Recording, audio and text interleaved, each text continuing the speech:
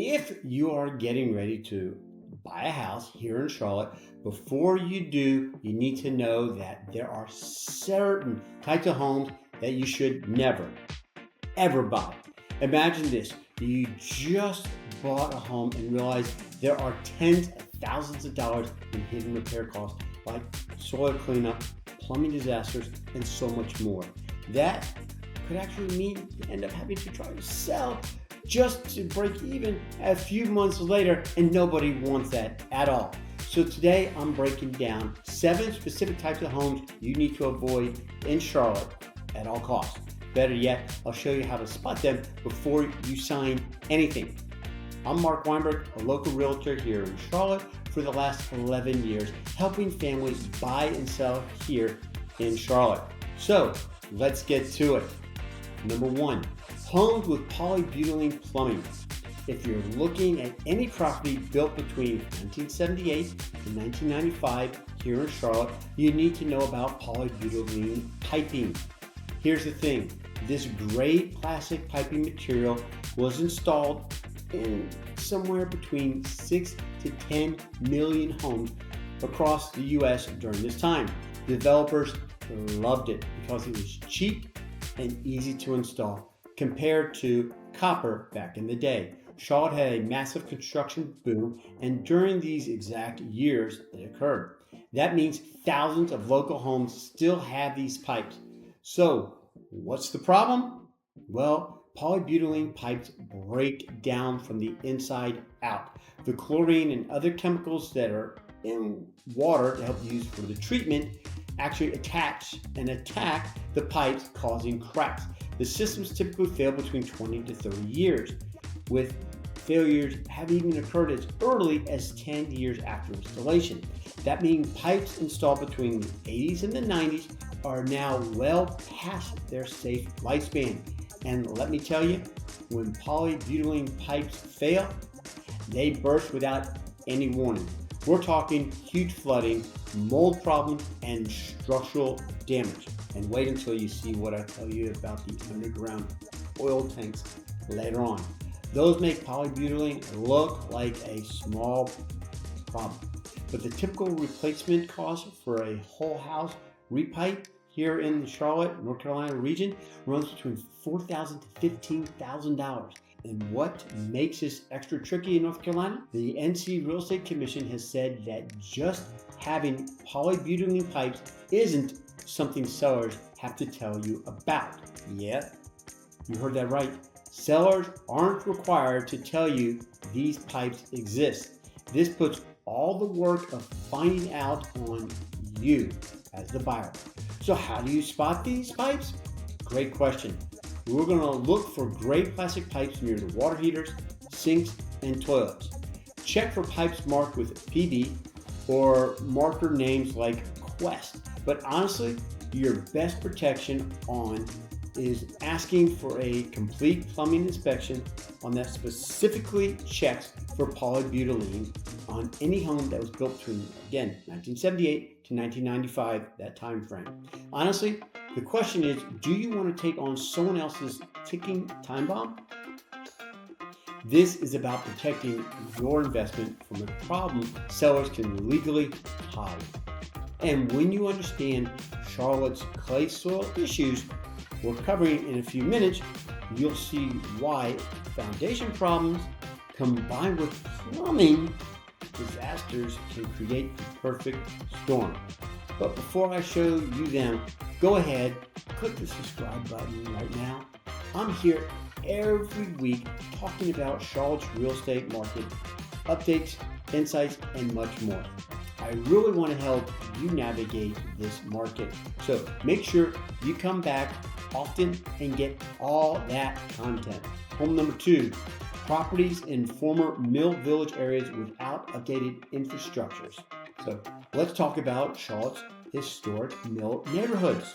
These places kind of like Noda, Belmont, and parts of South End.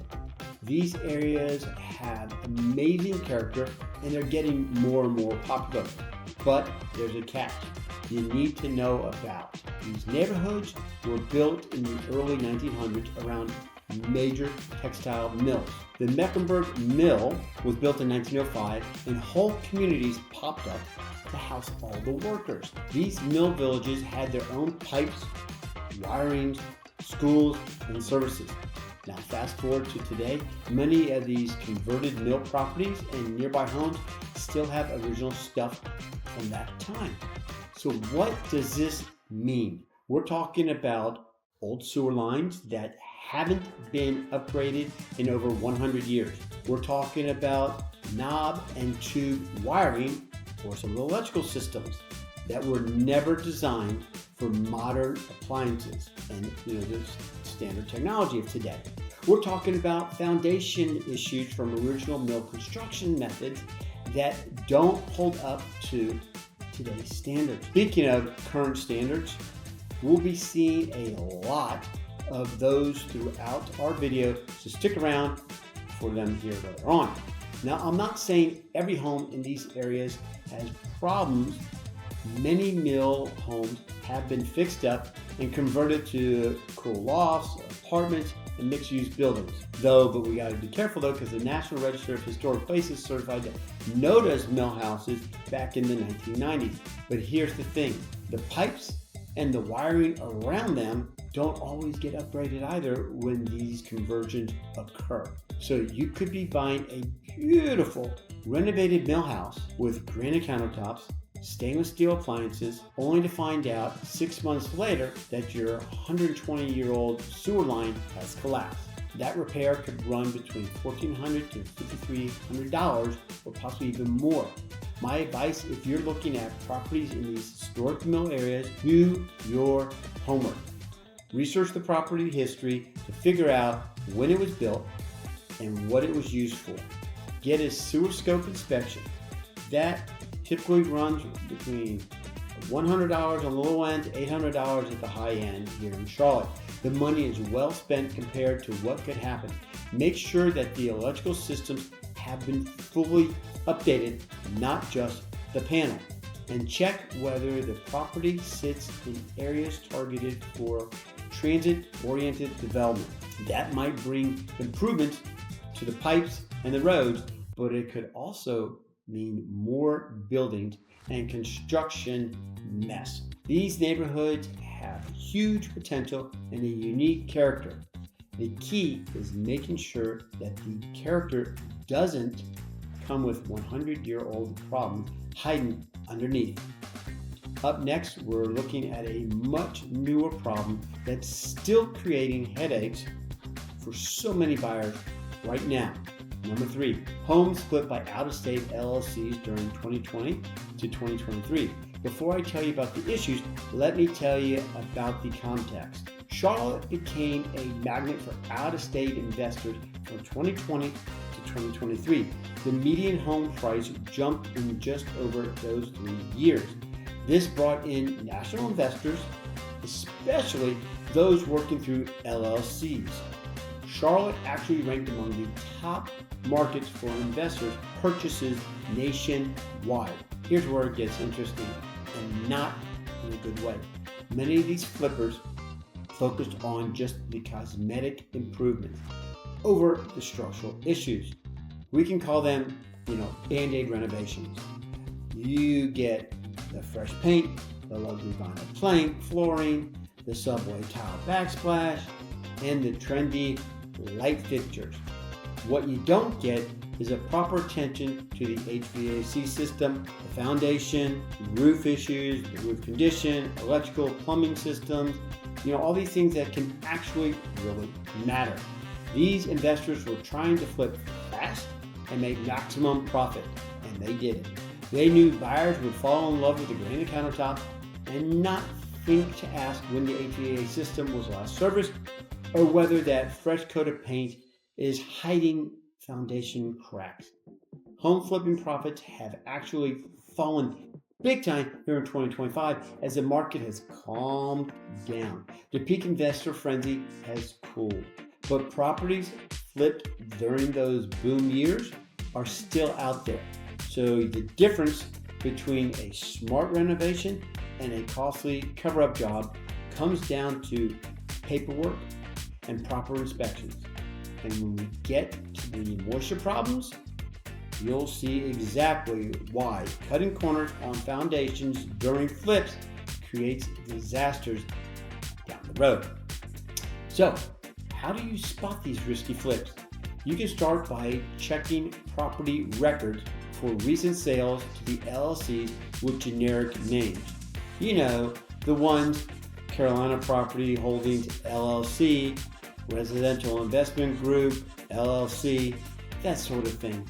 Many out-of-state investors use LLC structures just to limit their liabilities. Next, compare permits to what got renovated. If you see tons of cosmetic work but no matching permits for structural, electrical, or plumbing updates, that's a red flag.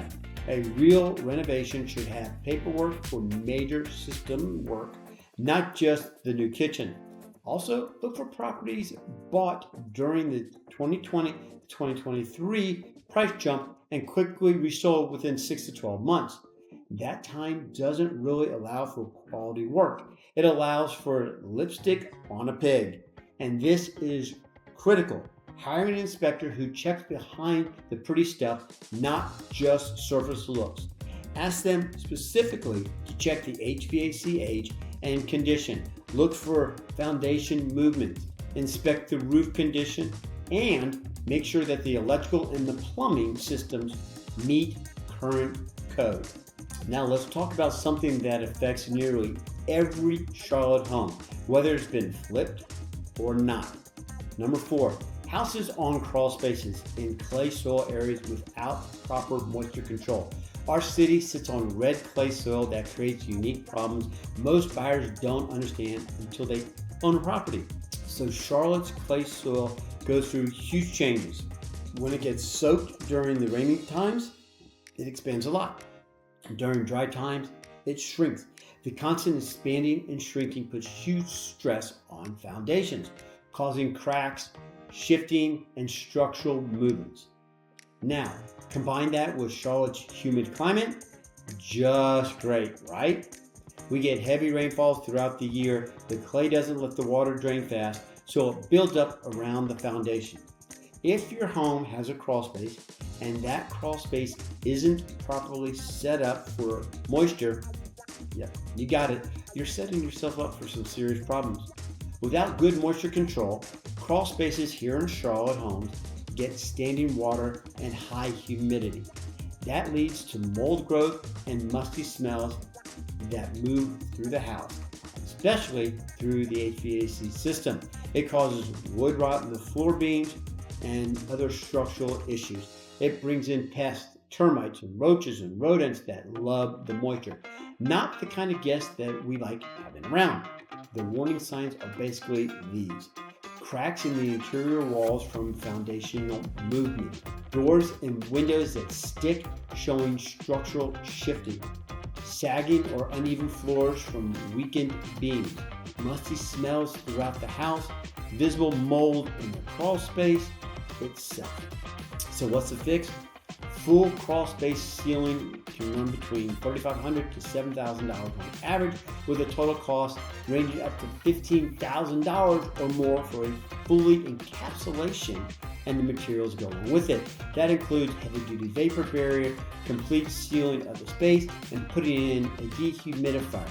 Vapor barriers alone can cost between $1,200 to $4,000, but they usually only cover the floor and don't fully seal the space. So incredibly, we even price your issues coming later on. So stay tuned to find out to make sure that doesn't come bite you. Proper grading and drainage systems are also very important for stopping water buildup around the foundation in the first place. Charlotte Foundation Repair and Waterproofing pros say that crawl spaces in this market must have sealing with a vapor barrier covering the floor and the walls. Also, dehumidifier systems for humidity control, proper drainage to move water away from the foundation, and regular professional inspections are key to keeping your crawl space in great shape.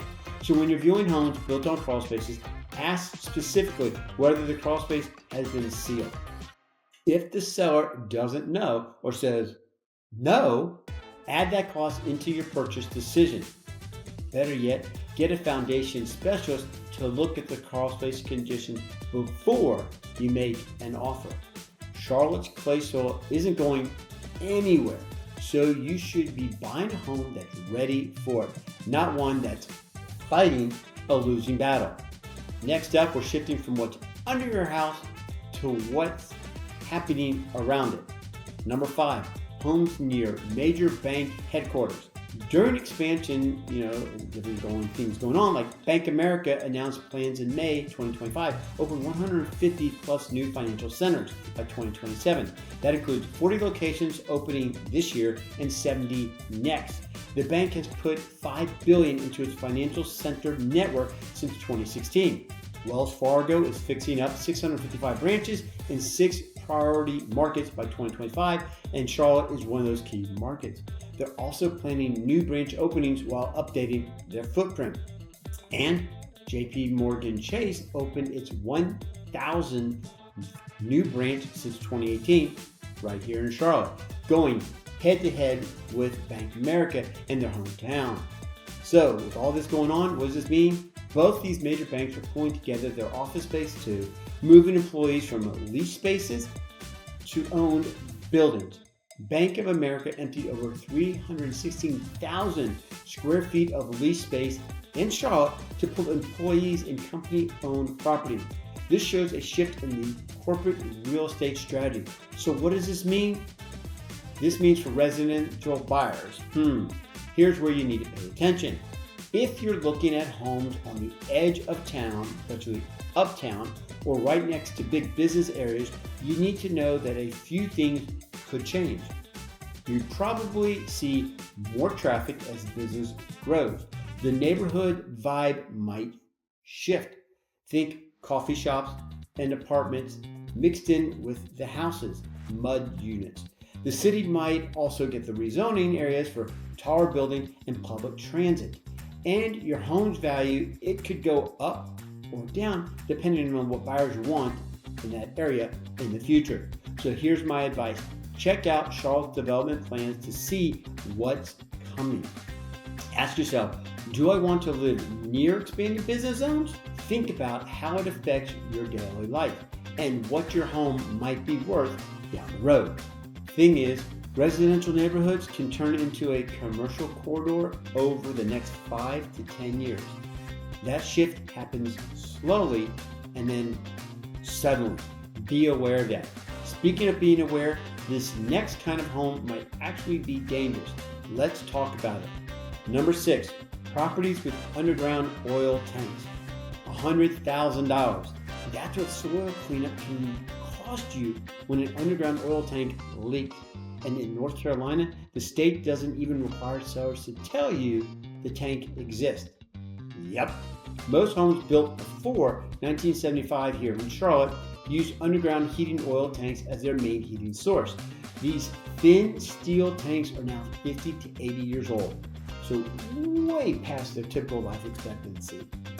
According to the environmental cleanup specialist, many of these old underground tanks are actually leaking. Many leak for many years, even while still in use. With water getting into the failing tank and messing up heating systems, causing problems and issues and so on and so forth. When these tanks leak, they pollute the soil and potentially groundwater. And here's the kicker. North Carolina law makes the property owner responsible for cleanup. The cleanup costs are huge. Soil pollution cleanup can run tens of thousands of dollars or more, with states' non-commercial trust funding covering up to $1.5 million for reasonable and necessary costs. But your property can become completely unsellable until the cleanup is finished. Some mortgage companies need this fixed before they'll approve the closing. The challenge is that homeowners are often totally unaware that underground tanks even exist. The fill and vent pipes may have rusted away or been removed decades ago. Landscaping may have hidden the tank's location. Home additions may have been built over the tank sites. Previous owners might not have told anyone the tank existed because they didn't know themselves. So how do you spot a potential underground oil tank situation? Look for copper fuel lines going into the basement or into the crawl space, especially lines that look like they've been cut off at the wall. Check for fill pipes or vent pipes out in the yard.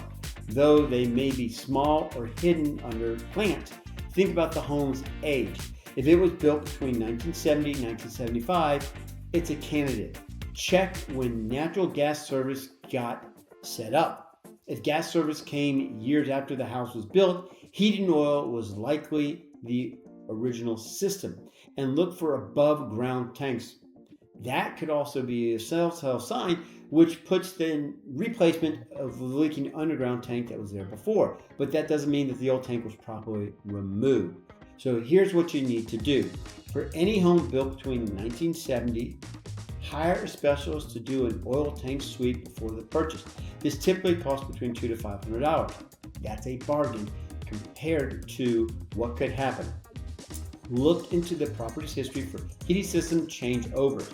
Check with neighbors about neighborhood heating, the history of it all, especially in older neighborhoods, and budget for potential cleanup or be ready to walk away if pollution is found, especially here in North Carolina, because the residential underground oil tanks don't have to follow any technical rules.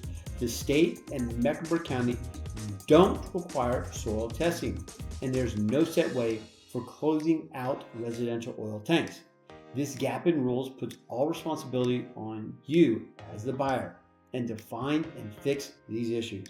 Number 7, homes in HOAs with deferred maintenance on the common infrastructure. Many homes here in Charlotte neighborhoods built in the 1990s and the 2000s set up HOAs without good long-term money planning for fixing up the infrastructure. These communities are now at the point where major systems need expansions, repairs, or replacement. Think roads, stormwater management, different amenities, and so on and so forth. When HOAs haven't properly saved money, homeowners face special assessments. These are sudden required charges that can range from $5,000 to $20,000, possibly even more per household. They need membership votes and complacent legal processes, creating money problems for families who don't budget for these surprise costs. Here's the problem.